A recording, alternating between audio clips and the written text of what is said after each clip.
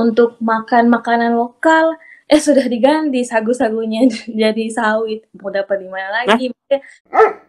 Jadi masyarakat disuruh makan sawit gitu? Kayaknya sih kelihatannya seperti itu. Hakim itu tuh bukan memberi kesempatan lebih banyak buat orang itu bercerita, tapi bahkan kadang-kadang malah, oh sudah, saya sudah paham, saya nanti bisa baca, gitu. Coba spill nama hakimnya dong. Dari Kementerian Investasi, dia bilang, dia merespon All Eyes on Papua dan dia bilang, jangan biarkan sekelompok orang yang ingin merusak pembangunan. Hah? Apa? Siapa yang ngomong itu? Saya cari orangnya. Menteri Investasi. Menteri Investasi lah. Assalamualaikum Baraya, selamat datang kembali di Guru Gembul Channel. Dan sekarang saya bergelap-gelapan seperti ini, tetapi ditemani oleh orang-orang yang sekarang sedang menjadi pusat perhatian di Indonesia, karena menyangkut tema yang sangat-sangat miris di satu sisi dan agak mencemaskan di sisi yang lain, yaitu tentang Papua yang sekarang meliputi 40% dari total hutan di Indonesia mulai diobok-obok oleh perusahaan-perusahaan besar, dan warga-warga lokal, orang-orang yang ada di sana juga terancam. Terancam tradisinya, terancam makanannya, terancam sumber mata pencahariannya, dan sebagainya. Jadi sekarang sudah hadir bersama kita Ibu Sekar yang sekarang sedang memperjuangkan, dan seorang warga lokal, dipanggilnya tadi apa ya? DP ya? Iya, DP. Iya, DP, padahal udah sering muncul. Kita mulai dari pertanyaan yang sangat sederhana dulu untuk Ibu Sekar, tapi nanti apa manggilnya Ibu DV ya? Ibu Panggil DV nama aja boleh. bagaimana nih, Pak Guru? Apa? Panggil nama aja, Sekar sama DV gitu. Oke, Sekar sama DV ya, Sekar sama DV. Ya, pertanyaan yang paling sederhana, bagaimana MA sikapnya sekarang? Apa sudah mengabulkan atau lagi berdebat? Belum ada sih, belum ada putusan apapun dari MA. Kami cek terakhir bahkan register kasusnya nomor berapa tuh belum ada. Hah? Jadi logikanya nih kayaknya berkas baru masuk. Kami berharap segera ada ini sih kejelasan. Minimal kami bisa tahu siapa hakim yang nanti akan memutus. Gitu. Padahal ini udah berapa hari ya? Oh, hampir sebulan. Bukan sih, berapa hari, lebih dari sebulan ya? Iya. Biasanya kalau di MA itu butuh waktu 3 bulan. Ini udah lebih dari sebulan. Biasanya MA butuh waktu 3 bulan. Iya, karena kamar Hakim Tun, jadi ini perkara-perkaranya masyarakat adat ini, baik dari suku Auyu maupun suku Moi, itu ada di Kamar Tata Usaha Negara, kalau di Mahkamah Agung. Kamar Tata Usaha Negara itu isinya hanya ada 5 orang, Hakim Agung. Nah, jadi hanya 5 orang ini nih yang nantinya harus melihat seluruh perkara dari Indonesia. Nah, sekarang kita belum tahu. Tapi sebentar, saya potong nih, mohon maaf nih. Apa benar serimut itu? Soalnya kemarin gugatan untuk usia calon gubernur itu cuma 3 hari langsung dikabulin. Nah, itulah kita nggak tahu sebenarnya mana prioritas Mahkamah Agung. Halo? Kok hilang suaranya? Halo? Tes. Iya, ada lagi. Iya, karena kita nggak tahu sebenarnya prioritasnya Mahkamah Agung seperti apa. Jadi ya kita nggak tahu ada perkara yang lama atau perkara yang cepat atau perkara yang lebih duluan. Nah, itu kita nggak tahu tuh. Enggak, ini yakin yang MA yang mengabulkan itu 3 hari, itu saya tahu. 3 hari langsung gol, dan ketika ditanya 3 hari kok bisa langsung gol, mereka bilang, ya kan lebih cepat lebih baik. Emang Mahkamah Agung kan biasanya dituntut untuk lebih cepat, katanya seperti itu. Kalau misalkan untuk urusan kabul mengabulkan gugatan soal usia cagup dan cawagup yang ya ternyata ada itunya lah, ada buntutnya. Tapi sampai sekarang berarti masih berjuang ya? Masih berjuang, kami masih menunggu Mahkamah Agung sebenarnya responnya. Karena sejak ada tagar All Eyes on Papua ini kayaknya kami belum mendengar suara Mahkamah Agung. Kami udah dengar suara beberapa menteri, kami udah dengar suara Pak Wapres, tapi kami belum dengar respon Mahkamah Agung. Kita pindah ke DV. Apa sebenarnya yang terjadi di sana menurut penglihatan DV? Yang terjadi di Papua itu sebenarnya apa? Menurut pengamatan saya sejauh ini, khususnya terkait dengan apa yang dialami oleh masyarakat adat Ayu dan Moi, yang terjadi adalah perampasan lahan, pengerusakan hutan, dan pelanggaran hak asasi manusia masyarakat adat yang ada di kampungnya masing-masing.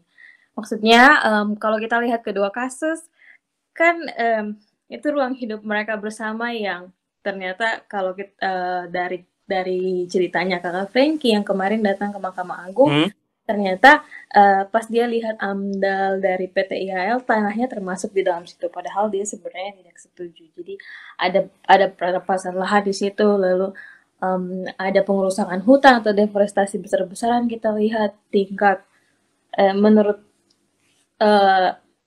laporan-laporan yang mengeluarkan perkembangan deforestasi di Papua, tingkat deforestasi selalu naik, terutama di tempat-tempat yang dibuka untuk perkebunan kelapa sawit, tanaman industri, atau tambang, dan yang lain-lain. Lalu pelanggaran hak asasi manusia juga terkait dengan ketahanan akan pangan, akhirnya karena hutan mereka dirampas, akhirnya kegiatan sehari-hari terhambat. Untuk minum air atau untuk mendapatkan air bersih harus lebih jauh mengitari tempat yang lebih jauh.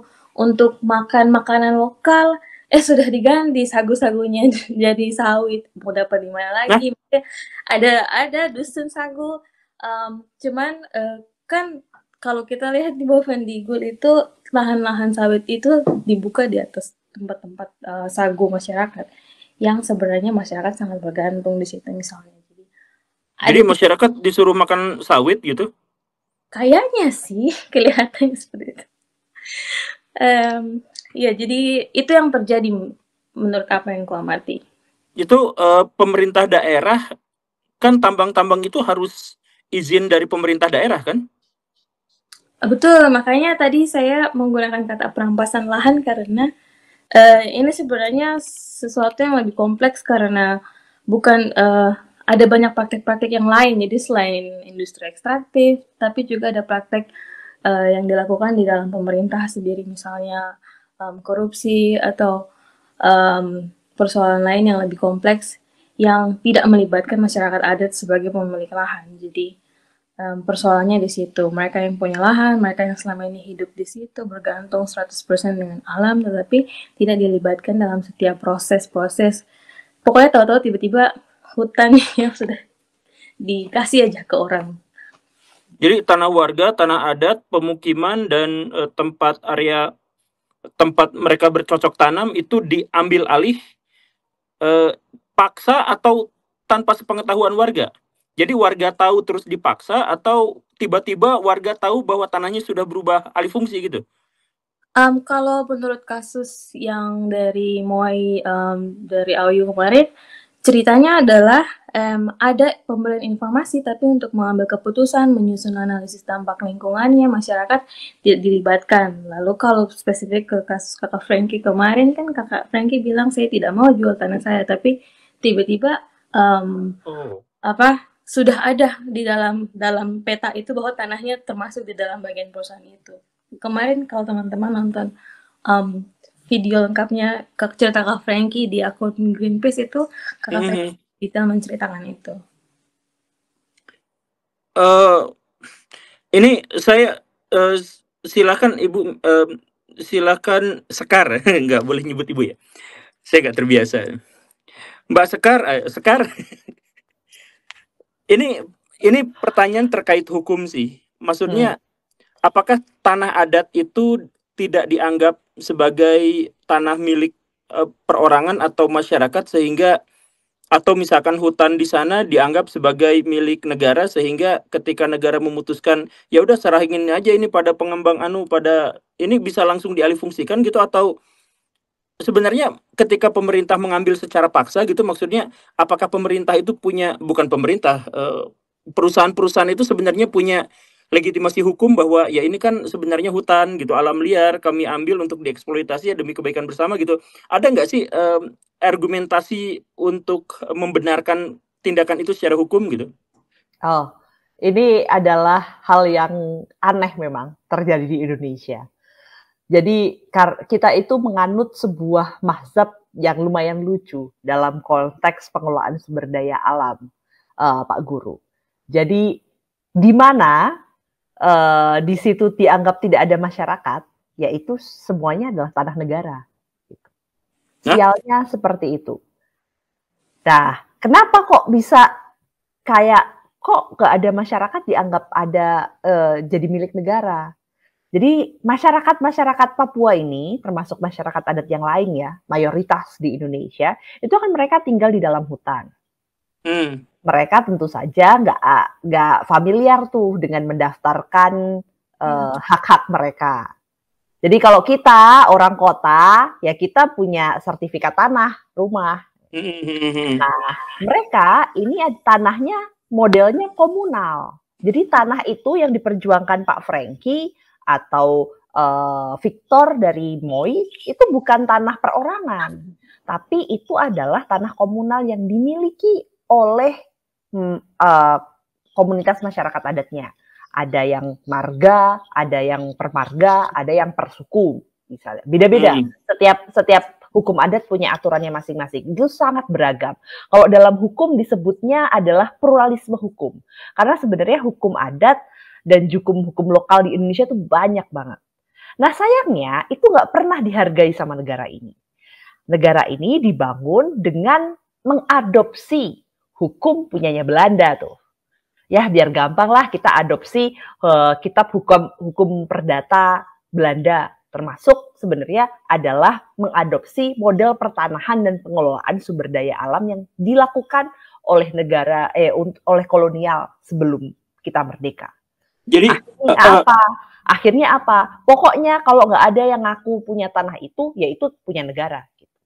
Nah, inilah yang menyebabkan, ini akar utamanya di sini. Nah, yang sekarang kita lihat sebagai Kementerian Kehutanan itu sebenarnya adalah kementerian yang mengelola hutan. Harusnya kan seperti itu ya. Kalau dalam logika kita akan mikir, oh dia akan melindungi hutan tuh. Iya, harusnya gitu. Betul, tapi tidak. Hari ini Kementerian Kehutanan itu adalah kementerian yang mengeluarkan izin. Ini hutan ini boleh dipakai nggak sama perusahaan? Hutan ini punya masyarakat adat bukan? Hutan ini hutan desa atau bukan? Nah, kayak gitulah pemerintah model perizinan yang ada di Indonesia. Jadi bukan nggak cuma licensing to protect, nggak cuma memberi izin untuk melindungi, tapi memberi izin juga untuk tidak melindungi atau merusak. Itu dilakukan oleh satu pemerintahan sama satu agen yang sama, namanya Kementerian Lingkungan Hidup dan Kehutanan. Jadi Kementerian Kehutanan dalam konteks ini itu semacam makelar gitu ya. Jadi saya punya tanah ini, nanti kamu ini buat ini gitu. Jadi cuma buat bagi-bagi daerah mana aja yang bisa dikonversi jadi lahan sawit gitu, jadi tambang batubara gitu aja ya. Betul. Jadi lahan sawit, tambang batubara, food estate bahkan kemarin rame-rame food estate, hampir semuanya gitu. Jadi mana hutan yang boleh dibuka dan mana enggak itu dilakukan sama KLHK.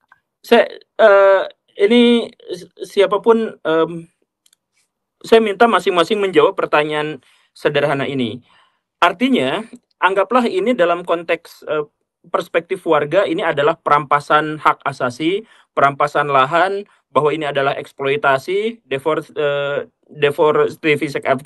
pokoknya mah pengundulan hutan, pembabatan hutan, dan yang semacam itu, anggaplah seperti itu. Tapi secara hukum, artinya perusahaan-perusahaan itu akan dalam tanda kutip akan menang di pengadilan karena mereka punya landasan hukum bahwa mereka boleh-boleh saja untuk mengubah hutan itu menjadi lahan bisnis mereka, gitu berarti boleh ya? Secara hukum. Kak Deve dulu mungkin. Silakan Kak Deve.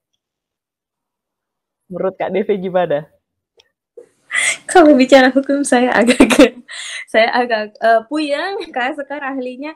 Tapi saya mau mengamati ke apa namanya, maksudnya tidak detail hukum seperti Kak Sekar, tapi kalau misalkan kita lihat kasus kemarin, satu hal yang menurut saya menyedihkan atau ironis mungkin, karena waktu hakim kalau memang secara hukum tadi Kak Sekar bilang dan perusahaan akan menggunakan itu untuk mengilegalkan tindakan mereka,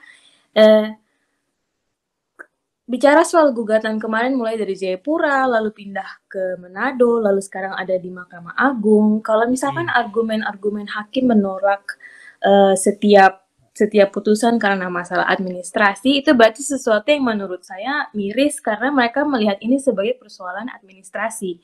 Padahal yang kita lakukan kan sebenarnya yang dilakukan oleh masyarakat adat ini melindungi hutan. Jadi ini masalah tentang lingkungan hidup, persoalan menjaga hutan, persoalan menjaga ruang hidup masyarakat, tapi juga hutan Papua bagi masyarakat adat maupun bagi Indonesia, seperti yang tadi Pak Guru bilang soal benteng terakhir, tapi juga secara global, hutan Papua salah satu dari 3 paru-paru dunia terakhir selain Amazon dan Delta Kongo.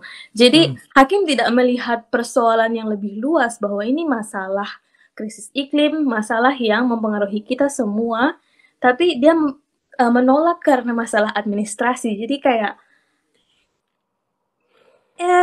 jadi itu yang saya amati terkait dengan ini. Jadi mungkin terkait hukum yang tadi Pak Guru tanyakan, perusahaan bisa menggunakan argumen itu, tetapi ini ada sesuatu yang jauh lebih luas daripada sekedar masalah administrasi belaka seperti itu. Kayak Sekar, tolong tambahkan saya. Benar, secara sebenarnya secara jelas tadi Devi sudah sampaikan.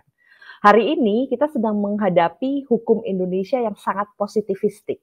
Positivistik itu lihat apa aja, literal kata-katanya seperti apa, yang ada di atas hitam dan putih seperti apa. Itu jadul ya? Sangat jadul. Dan sebenarnya Mahkamah Agung tuh sudah berusaha mengubah itu, Pak Guru.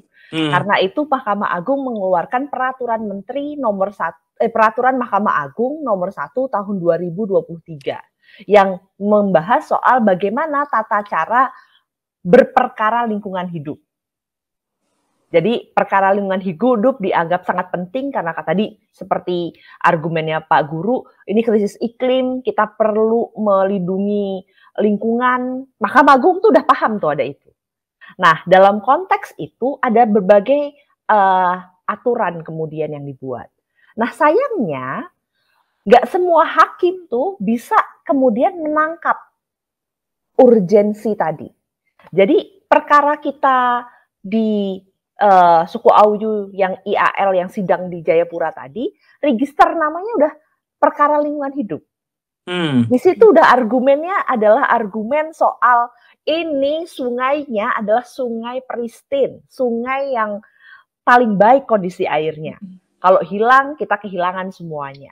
Ini kalau dibabat hutannya, kita kehilangan sekian banyak juta ton yang akan jadi karbon bom, panasnya mendadak, iklim makin panas gitu. Itu udah diterangkan. Tapi sayangnya urgensi tadi belum bisa ditangkap nih sama hakim-hakim. Bahkan ini kemudian hal yang menurut saya menyedihkan gitu ya sebagai seorang advokat adalah saya lihat tuh hakim tuh bilang gini, setiap ada saksi atau dari masyarakat adat yang datang untuk bersaksi, itu kan mereka tidak terbiasa dengan bahasa Indonesia ya, Pak Guru ya. Jadi akan ada sedikit, biasanya suaranya akan mengecil atau memelan. Itu sangat sering terjadi di masyarakat Papua gitu. Nanti Kak Devi bisa cerita kenapa itu terjadi. Nah, hakim itu tuh bukan memberi kesempatan lebih banyak buat orang itu bercerita, tapi bahkan kadang-kadang malah, oh sudah, saya sudah paham, saya nanti bisa baca. Gitu. Coba spill nama hakimnya dong. Aduh, bisa di googling itu di putusan ada. Dan di beberapa rilisnya teman-teman udah ada. Bisa langsung dicari teman-teman. Saya nggak hafal namanya semuanya sih. Tapi itu tuh hakim-hakim seperti itu ada. Dan hakim-hakim seperti itu yang sebenarnya membuat dari awal dia bahkan nggak punya keinginan untuk mendengar tuh. Dan ini yang bermasalah karena perkara lingkungan itu akan bisa menemukan titik terang kalau kita bisa mendengar, melihat, membaca, dan merasakan apa yang terjadi.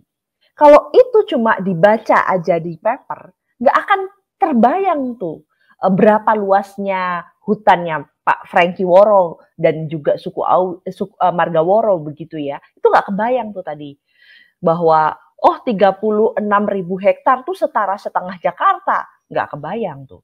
Nah, oleh karena itu sebenarnya itu yang harusnya hakim gali. Tapi itu tidak digali dan malah dalam putusannya Hakim PT Tun Jayapura itu Pengadilan Tun Jayapura itu bilang bahwa ini udah ada surat nih dari Lembaga Masyarakat Adat Bovendigul. Berarti ini perusahaan udah berkoordinasi kok sama masyarakat adat. Buktinya ada Lembaga Masyarakat Adat Bovendigul yang bilang bahwa dia memberikan izin ke perusahaan. Padahal lembaga masyarakat adat itu nggak punya hak atas wilayah adat. Yang punya hak atas wilayah adat, ya yang punya adatnya, yang punya wilayah tersebut. Iya. Nah, itu selama ini kekurangan kita sebenarnya dalam pengadilan gitu ya, Pak Guru ya. Dan sebenarnya ini kemarin ada yang tanya, ada aku sebanyak banget tuh dalam obrolan di sosial media tuh bilang, ini hakimnya kenapa nggak ini aja datang langsung ke wilayahnya membuktikan iya itu ini punya tanahnya beneran tanahnya Pak Frankie atau bukan gitu ya. Kita lawyer, advokat yang sidang ini, kami tuh berkali-kali mengajukan sebenarnya ke hakim. Mau nggak kita sidang lapangan? Sidang lapangan itu dimungkinkan sebenarnya dalam persidangan di Indonesia, Pak Guru. Iya, apalagi soal lingkungan hidup gini ya. Sidang di area per perkara. Kalau misalnya kadang-kadang pencemaran, ya kita bisa lihat tuh pencemarannya kayak gimana. Atau kerusakannya kayak gimana tuh bisa kita lihat. Nah, ini tuh kita ditolak sama hakim. Hakim bilang, ini perkaranya sudah mendatangkan banyak orang, banyak ahli gitu ya. Dan di situ kami bisa memutuskan dengan seadil-adilnya berdasarkan berkas yang ada. Tapi ya tadi, berkas yang ada bicara bahwa dia percaya satu lembar kertas dibanding kesaksian dari saksi, dan juga kita ajukan ahli. Ahli itu ada ahli hukum, ada ahli kehutanan, ada ahli ekonomi pertanian yang kami ajukan. Nggak didengar juga sama hakim. Jadi ke tempat nggak mau, tapi kalau studi banding ke Swedia kayaknya mau deh. Nah, permasalahannya lagi tuh. Ya kayaknya ini saya berburuk sangka aja sih. Jadi cuman tapi pada prinsipnya yang saya ketahui adalah ginilah kurang lebihnya. Jadi saya ingin kasih sedikit di tengah-tengah. Jadi saya tuh punya kawan, dia orang Sumatera, dia kepala desa. Tapi kepala desa di pinggiran hutan yang sewaktu-waktu datang perwakilan dari perusahaan gitu untuk mengubah hutan di sekitar sana itu menjadi lahan sawit. Nah, kepala desanya nolak. Ini hutan buat minum kami nih, buat ini karena hulu sungai. Tapi penolakan dari kepala desa itu pada akhirnya berbuntut 2 konsekuensi. Ya udah, mendingan ini alih fungsi. Nah, kamu nanti kalau misalkan nurut dikasih duit, kalau nggak nurut ada ancaman kekerasan. Ya kayak gitulah semacam. Jadi ya akhirnya si kepala desa itu terpaksa harus ikut sebab pilihannya tuh ngeri dan sangat jomplang. Kalau nurut dapat sorga, dapat duit apa segala rupa, dan kalau nggak nurut ya dapat ancamannya ya begini begitu. Itu katanya pernyataan sepihak dari kawan saya kepala desa di Sumatera. Di Kalimantan saya mendapatkan cerita yang sama juga. Di Sulawesi, di beberapa wilayah di utara saya juga mendapatkan berita yang kurang lebih sama kemarin waktu saya diskusi dengan guru-guru. Dan apakah di Papua juga kurang lebih seperti ini ya? Jadi ada paksaan-paksaan dirubah menjadi lahan sawit, padahal itu adalah lahan yang sangat-sangat baik untuk warga dan menjadi benteng ekosistem buat dunia gitu kan? Itu kurang lebihnya yang harus digarisbawahi itu kan? Dan kemudian ketika kasus ini bergulir, tiba-tiba ketika kita mengajukan ke pengadilan, kita minta pembelaan, justru orang-orang para penegak hukum yang dianggap akan membela kita secara asumsi, justru malah membela orang-orang yang akan merusak lingkungan itu. Begitu kan kurang lebihnya?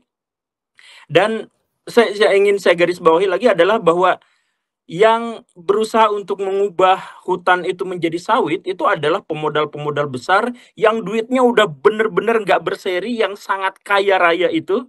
Jadi mereka bikin kerusakan di situ tuh sebenarnya nggak ada motifnya juga. Kalau tujuannya adalah untuk mencari uang, kan mereka duitnya udah gede gitu. Untuk mengubah lahan hutan jadi sawit aja mereka butuh berapa miliar gitu kan. Logikanya tuh sederhananya begitu. Jadi itu si pemilik-pemilik perusahaan itu faedahnya apa kalau misalkan dia ngerusak lingkungan di Papua tuh maunya apa gitu kan? Kalau misalkan duit mereka udah punya banyak gitu. Gitu kan harusnya logikanya gitu ya. Dan ini si negara yang katanya harus membela rakyatnya justru malah ya ikut-ikutan mereka atas dasar kata DP tadi, atas dasar administrasi gitu. Atas dasar hukum tua, atas dasar hakimnya tidak mau datang ke lokasi untuk meninjau langsung gitu, kurang lebih gitu ya. Yang ingin saya garis bawah itu ya. Sekarang saya nanya gini, daerah hutan yang sekarang dalam tanda kutip disengketakan itu masih perawan kan? Masih bersih dari industri kan? Masih menyediakan air dalam suplai yang besar dan jernih ya. Hewan-hewan dan flora fauna di sananya masih aman kan? Sampai sejauh ini? Gimana DV bisa menjelaskan gimana kondisi di sana sekarang? Kalau menurut cerita dari saksi, lebih banyak cerita dari Kakak Frankie sebenarnya. Kalau di kampung Kakak Frankie memang belum terasa, maksudnya masih bisa ada akses untuk ke dusun, masih ada banyak pohon nibung. Waktu sidang kemarin di Jakarta, Kakak Frankie sempat bawa pohon nibung dan Kakak Sekar tanya tentang bagaimana peran pohon itu bagi masyarakat Ayu.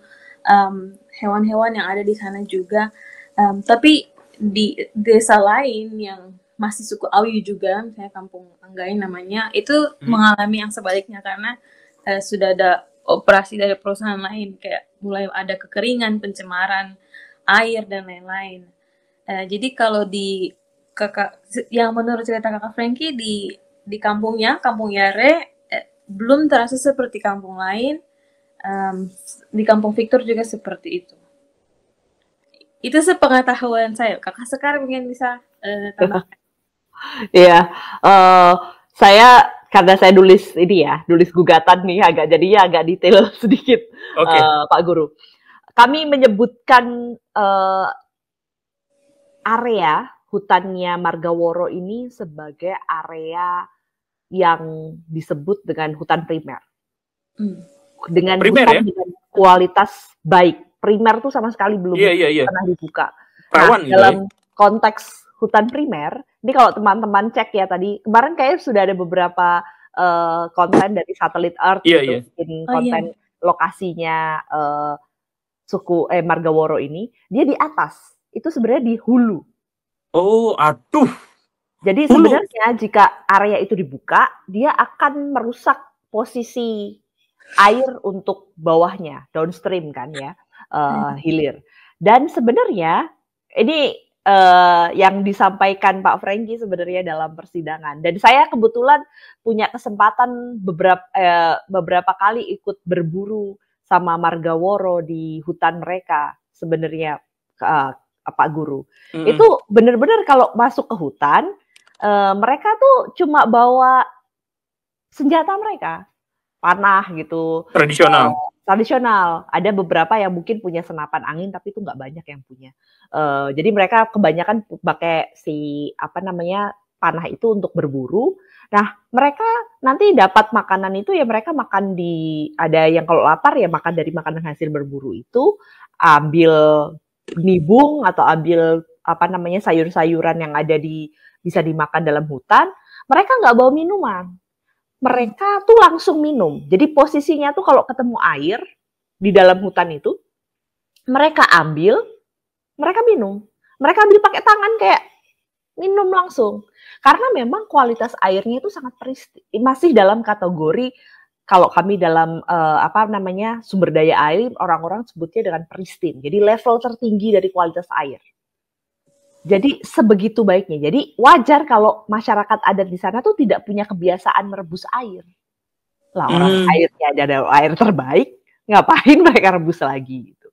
Jadi kalau mereka masuk ke hutan, airnya itu langsung bisa diminum. Mungkin beda kalau di kampung ya, karena di kampung kan udah sungainya sungai besar yang sebenarnya di situ banyak lewat kapal-kapal dan juga ketinting itu kan kadang-kadang sudah tercemar dari BBM yang dipakai buat operasi ketintingnya dan juga lombok itu. Tapi kalau di dalam masuk ke hutan ya mereka nggak pernah masak itu, ya langsung minum aja gitu. Seenak itu posisinya ya. Dan berikutnya kalau dibilang tadi keanekaragaman hayati, ya ada semuanya, termasuk sebenarnya maskot yang ini dipakai Pak Franky ini dalam tariannya dalam upacara kemarin. Ini kan dia pakai cendrawasih. Jadi cendrawasih ini masih banyak banget di dalam hutan. Jadi kenapa mereka masih pakai maskotnya cendrawasih ini sebagai menunjukkan kasta ya di sana. Jadi nggak semua orang sebenarnya bisa pakai si cendrawasih ini. Ada level-levelnya. Nanti kalau dia kepala perang beda sama yang dia ngurusin perbekalan gitu, beda-beda. Ini dapat di sana dengan mudah ini bisa didapat. Saya pernah ketemu juga yang berburu dapat kaswari. Kaswari ternyata gede banget, segede saya. Saya baru tahu itu. Terus babi hutan dapat juga. Jadi saya benar-benar menyaksikan mereka tuh berburu tuh dapat dengan mudah. Nah itu berarti kalau dapat dengan mudah, berarti ya memang masih bagus dong gitu. Ekosistem itu berfungsi dengan baik gitu. Dan hutan itulah yang sekarang sedang dipertaruhkan dan kemungkinan akan dirubah menjadi industri yang merugikan warga dan merugikan Indonesia, tapi menguntungkan segelintir orang yang punya duit banyak tadi itu ya. Betul. Dan masalahnya, ini yang paling ironis menurut saya ya. Masyarakat adat Papua ini kan nggak punya budaya tradisi goreng-menggoreng. Coba sebutkan ke saya, kalau ada sini penontonnya Guru Gembul yang bisa membuktikan ada satu jenis makanan Papua yang dibuat dengan cara menggoreng. Gak pernah mereka butuh sawit. Tiba-tiba hutan yang sangat sakral buat mereka, yang sangat penting, yang melambangkan identitas mereka sebagai seorang kelompok masyarakat adat, diubah jadi sawit, tanaman yang mereka nggak tahu itu fungsinya buat apa gitu. Iya. Ya sagu diambilin juga kan, dibabat juga kan di sana ya. Betul. Jadi food estate.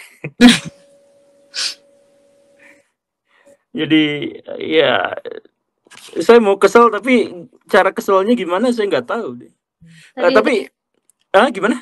Tadi ada ini statement dari pemerintah yang baru ku baca dari Kementerian Investasi.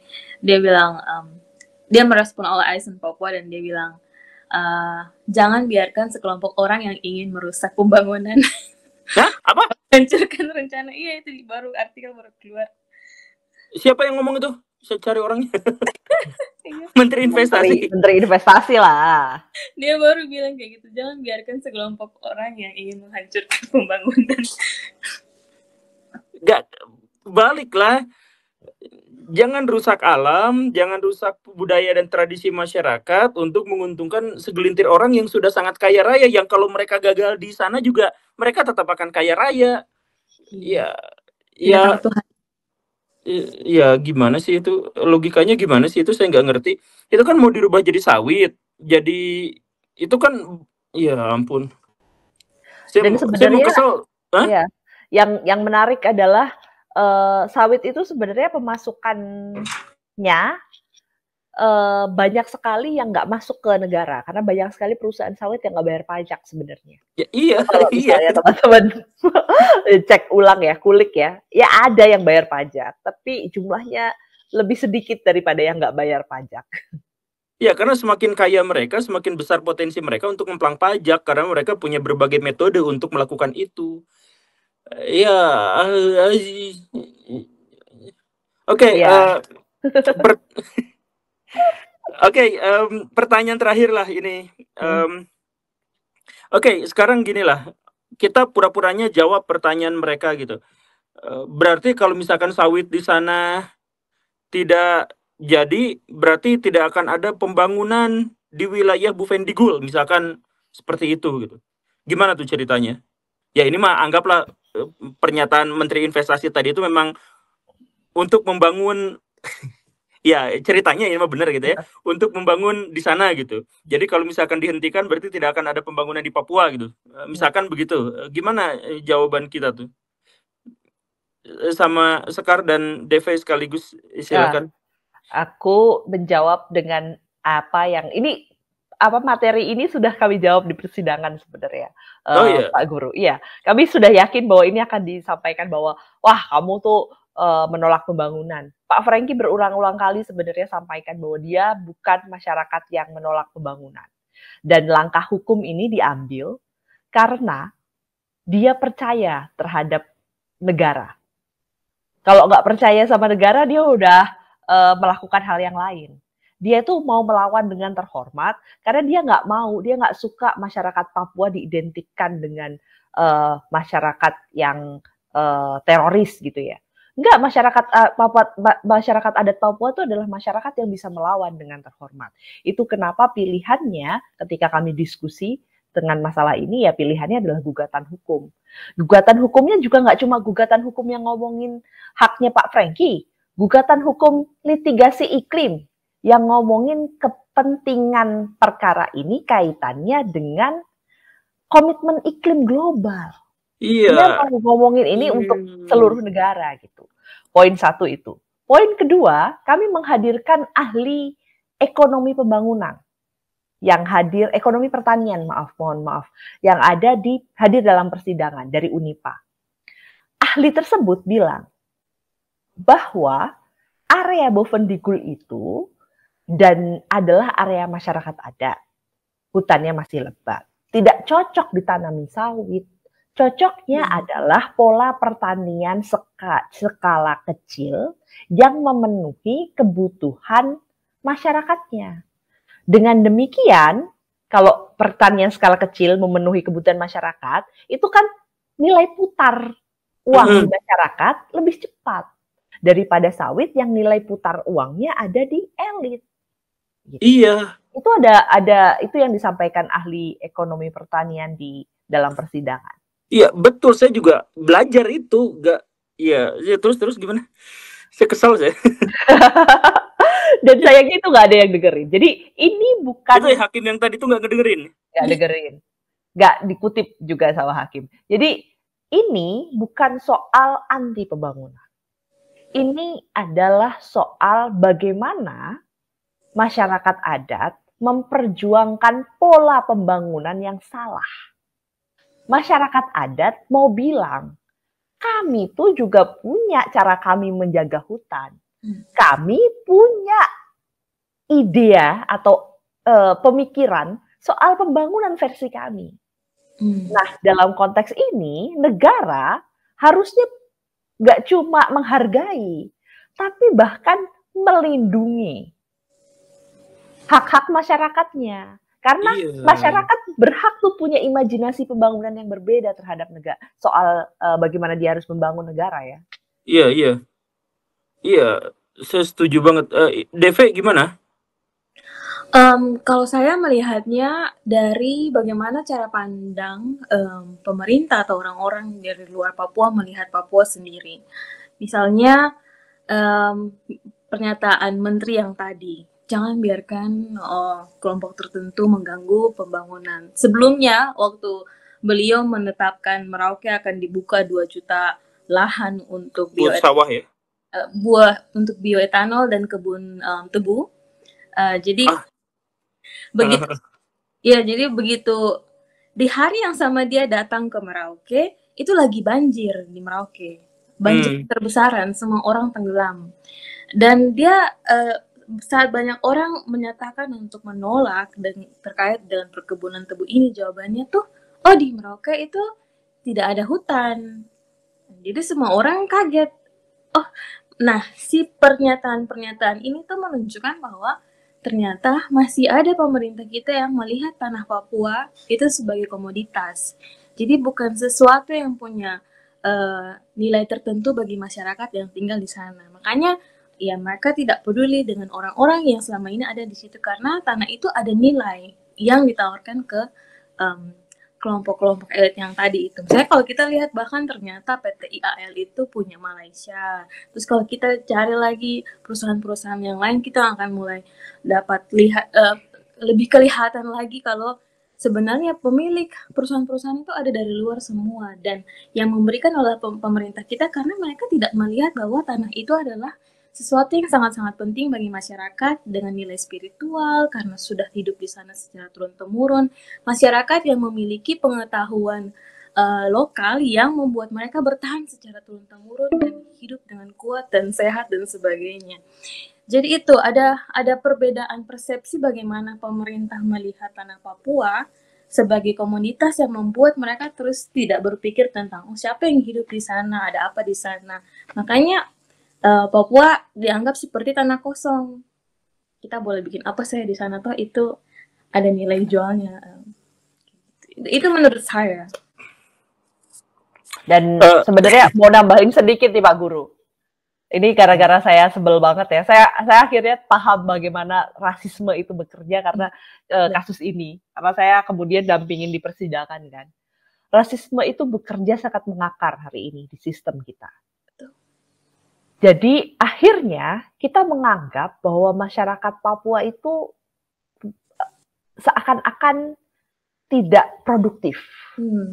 Masyarakat Papua itu karena tidak produktif tadi, dia gak setara sama kita. Oleh karena itu kita bisa seenak-enaknya suruh dia diam. Atau seenak-enaknya suruh dia melakukan apapun. Karena kita berpikir dia gak setara sama kita. Dan itu cara pandang yang jahat menurut saya. Gak cuma jahat tapi gak manusiawi. Karena kalau kita manusiawi, kita memandang manusia itu setara. Kita menghormati orang lain seperti kita menghormati diri kita sendiri. Dan sayangnya itu hari ini kita gak temukan. Di hampir masyarakat banyakan Indonesia dan bahkan aparat penegak hukum gitu. Dalam konteks ini kita hadapi dalam segala macam alur yang kita cari gitu ya dalam cerita mencari keadilan ini ya. Kan Pak Franky ketemu dinas-dinas, ketemu kementerian, ketemu hakim, ketemu banyak pejabat bahkan gitu. Tapi nggak semuanya tuh tadi punya pemahaman dan punya pengertian bahwa masyarakat Papua, terutama masyarakat adat, itu sama kayak manusia yang lain. Mereka harus dipandang dengan cara manusiawi gitu. 2024. Tapi saya mengira ini bukan rasisme sih. Jadi maksud saya berpikir bahwa yang dimaksud dengan rasisme itu adalah saya melihat manusia lain, orang lain sebagai orang yang tidak sederajat dengan saya karena ciri fisik yang berbeda. Itu rasisme. Nah ini mah saya nggak lihat ada orang di situ gitu. Jadi orang-orang hakim-hakim menteri itu saya mengiranya justru ketika dia ngobok-ngobok hutan di Papua dia ngiranya nggak ada orang gitu di situ. Jadi ya nggak tahu sih tapi ini pikiran saya aja, jahatnya pikiran saya aja. Cuman ya ini sudah diperingatkan panggilan Anda akan berakhir dalam 12 menit katanya. Ya oke lah. Tapi ini penutup dan buat Baraya semua di sini ini benar-benar ancaman di satu sisi, ancaman dalam artian bahwa sebenarnya kita tuh sedang menjelang kiamat, kita tuh krisis iklimnya luar biasa parah, dan negara-negara di seluruh dunia bersatu padu untuk menunda kiamat itu. Mereka ganti sumber daya alam mereka ganti sumber daya energi mereka menjadi yang lebih ramah lingkungan berkelanjutan. Cina sekarang dengan ITER-nya, negara-negara Uni Eropa menghentikan minyak bumi, gas alam sedikit demi sedikit dan sebagainya. Mereka tuh habis-habisan mengeluarkan uang miliaran, ratusan miliaran dolar gitu untuk mengkonversi negara mereka dari konsumsi bahan baku yang tidak sehat menjadi sehat gitu. Nah ini Indonesia malah beda sendiri gitu. Indonesia tuh sekarang malah habis-habisan perkebunan sawit, habis-habisan batu bara. Jadi justru ya kalau misalkan tujuannya adalah untuk pembangunan, justru pembangunannya itu adalah pembangunan yang berkelanjutan, pembangunan yang hijau gitu, pembangunan yang biru gitu, bukan pembangunan yang merah seperti sekarang gitu kan. Kita tujuannya adalah untuk berkelanjutan, bukan untuk mengeksploitasi habis-habisan, memerah wilayah-wilayah yang masih bagus, bukan untuk kepentingan masyarakat, tetapi untuk kepentingan segelintir orang yang udah tajir gitu. Jadi ya, dan orang-orang tajir itu akhirnya juga punya pengacara-pengacara yang handal lagi. Tapi ya itu mah kekesalan saya aja lah. Terima kasih karena sudah bergabung, dan terima kasih informasi-informasi, perspektif, dan paradigma yang dilontarkan di sini. Ini videonya kayaknya nggak dipotong, jadi satu video aja, tapi semoga masyarakat mau mendengarnya sampai akhir karena ini adalah isu yang benar-benar penting, bukan hanya untuk Papua, bukan hanya untuk Indonesia, tapi untuk dunia. Kita kehabisan lahan itu, sekarang kita tinggal berapa lahan primer, hutan primer kita tuh kisaran 800 ribuan hektar ya, sekitar segitu, nggak tahu lah, pokoknya mah dikit banget lah, sekarang turun drastis. Jadi semoga ini didengar sama semua pihak. Terima kasih Sekar sama DV karena telah meluangkan waktunya. Video ini akan diunggah di channel saya, semoga dalam 2 hari ke depan. Terima kasih. Terima kasih banyak Pak Guru, terima kasih banyak DV. Terima kasih Kak Sekar. Iya. Apa Baraya, terima kasih banyak Baraya. Iya, terima kasih.